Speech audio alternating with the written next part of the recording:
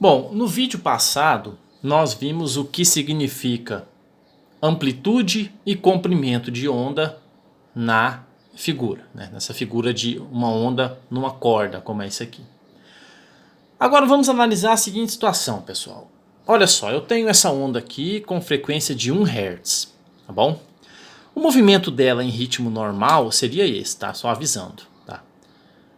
Você pegar 1 Hz é um ciclo por segundo, então se você pegar aqui, você vê que a partícula faz um ciclo em 1 segundo, né? 1, 2, 3, 4, então essa seria a contagem normal. Eu coloco no modo lento para ficar mais fácil a análise, né? Vamos lá, pessoal, olha só. Aqui temos uma onda com frequência de 1 Hz. Beleza, ela tem essa frequência e com essa frequência eu identifico que ela tem um certo tamanho de comprimento de onda, né? Como é isso aqui. Tá dando um pouco mais que 6 aqui, né? na medida da régua. Então vejam bem, com frequência de 1 Hz, o comprimento de onda está dando nesse tamanho. Correto? Então tá bom. Se eu mudar a frequência, o comprimento de onda altera? Eu estou fazendo essa pergunta porque não é por acaso. Quando eu mantenho as condições do meio, no caso a velocidade da onda, quando a velocidade da onda é mantida constante, o que acontece? Se eu altero a frequência, a amplitude de movimento também vai alterar, né? A amplitude da onda.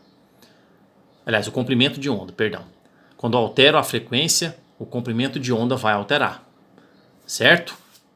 Isso para uma velocidade constante. Olha só, aqui eu tenho essa configuração, com 1 Hz de frequência, a onda tem esse comprimento de onda, que deu mais ou menos aqui assim. Agora olha o que acontece quando aumenta a frequência. Eu aumentei a frequência e claramente o comprimento de onda é menor. Estava dando mais que 6. Agora veja que o comprimento de onda está dando nem 3 aqui. Ó. Eu aumentei a frequência, o comprimento de onda diminuiu. Certo?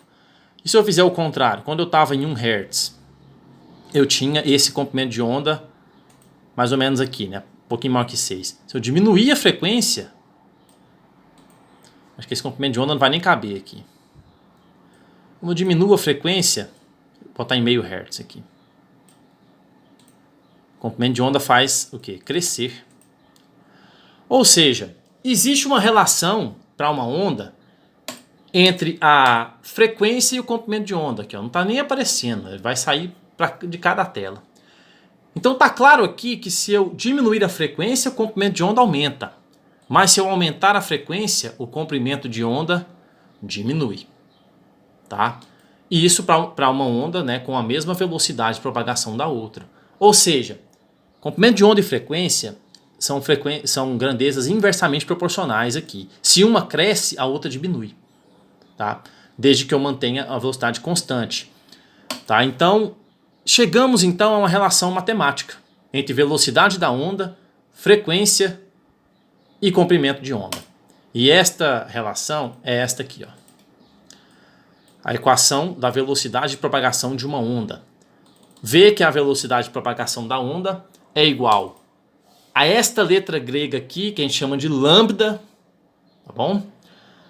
Vezes a frequência. Então a velocidade de propagação da onda vai ser o quê? O comprimento de onda vezes a frequência. Tá? Isso vale para qualquer tipo de onda. Onda mecânica, onda eletromagnética, transversal, longitudinal, qualquer uma. Isso vale para qualquer movimento ondulatório. Comprimento de onda vezes a frequência é então a velocidade de propagação de uma onda. Certo? Como a frequência é o inverso do período, nós vimos isso na aula passada, então essa equação também é válida. Velocidade é igual ao comprimento de onda sobre o período. Como que nós utilizamos essa equação então? Dessa maneira aqui, pessoal. Exemplo 1. Calcule a velocidade de propagação de uma onda com comprimento de onda 1,2 e frequência 50 Hz. Bom, é como se ele tivesse feito o seguinte, ele veio aqui, né, mediu o comprimento de onda, deu aqui 1,2 e a frequência de oscilação do meio é então 50 Hz. Então ele tem esses dados. Aí ele vem aqui então e faz isso. Se o comprimento de onda é 1,2 e a frequência é 50 Hz, comprimento de onda vezes a frequência vai dar a velocidade. Então, olha só, velocidade vai ser, então, comprimento de onda vezes a frequência. Comprimento de onda estando em metro e a frequência em hertz, a unidade está acertada. Então, olha só, 1,2 vezes 50 dá, então, 60 metros por segundo. Esta é a velocidade de propagação dessa onda aqui, cujo comprimento de onda é 1,2 metros e a frequência 50 Hz. Basta aplicar dessa maneira.